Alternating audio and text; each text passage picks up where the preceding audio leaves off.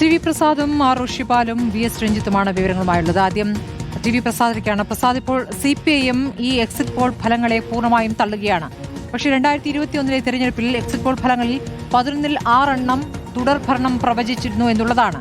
അപ്പോൾ അന്നത്തെ നിലപാടും ഇന്നത്തെ നിലപാടും എങ്ങനെയാണ് CPIM അതിനെ വിശദീകരിക്കുന്നത്?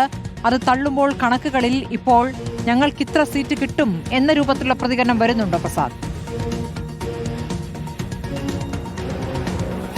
സ്മൃതി, ഇതിലൊരു പ്രധാനപ്പെട്ട കാര്യമുള്ളത് നമുക്കറിയാവുന്നതുപോലെ എപ്പോഴും തെരഞ്ഞെടുപ്പിൽ അങ്ങനെ നേരത്തെ ഞങ്ങൾ തോൽക്കും എന്ന് ഒരു രാഷ്ട്രീയ പാർട്ടിയും പറയുന്ന ഒരു രീതിയില്ല എന്നുള്ളത് തന്നെയാണ്. ഇതിലാണെങ്കിൽ ഇപ്പോൾ എക്സിറ്റ് പോളിനെ പൂർണ്ണമായി തള്ളുമ്പോഴും അതിൻ്റെ ചില ഭാഗങ്ങൾ CPIM സ്വീകരിക്കുന്നുമുണ്ട് എന്നുള്ളതും ശ്രദ്ധേയമായ ഒരു കാര്യം തന്നെയാണ്. അതായത് 60 മുതൽ 69 സീറ്റ് വരെയൊക്കെയുള്ള എക്സിറ്റ് പോൾ ഫലങ്ങൾ അത് തുടർഭരണത്തിൻ്റെ സാധ്യതയായി പറഞ്ഞു വയ്ക്കാനും CPIM സംസ്ഥാന സെക്രട്ടറി MV ഗോവിന്ദൻ ശ്രമിക്കുന്നുണ്ട് എന്നുള്ളത് തന്നെയാണ്. അതിൽ പ്രധാനമായും അവർ പറയുന്നത് നേരത്തെ ഉണ്ടായിരുന്ന എക്സിറ്റ് പോൾ ഫലങ്ങളെ വെച്ചുകൊണ്ടാണ് പറയുന്നത്.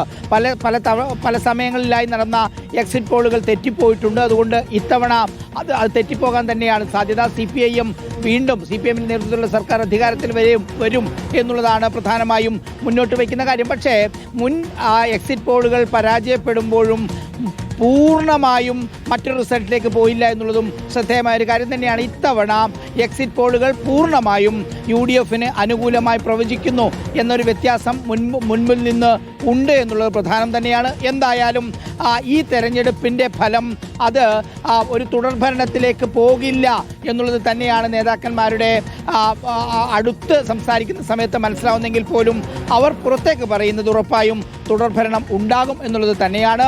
തെരഞ്ഞെടുപ്പ് കഴിഞ്ഞതിന് പിന്നാലെ UDF നേതാക്കളും UDF പ്രവർത്തകരും പങ്കുവച്ച ഒരു ആത്മവിശ്വാസം അത്ര കണ്ട് LDFന് ഉണ്ടായിട്ടില്ല എന്ന കാര്യവും നമുക്കറിയാം. എന്തായാലും ഈ എക്സിറ്റ് പോളുകൾ കൂടി പുറത്തു വന്ന സാഹചര്യത്തിൽ തുടർഭരണത്തിനുള്ള സാധ്യത അതില്ല എന്ന് അകത്ത് നേതാക്കൾ പറയുന്നുണ്ട്.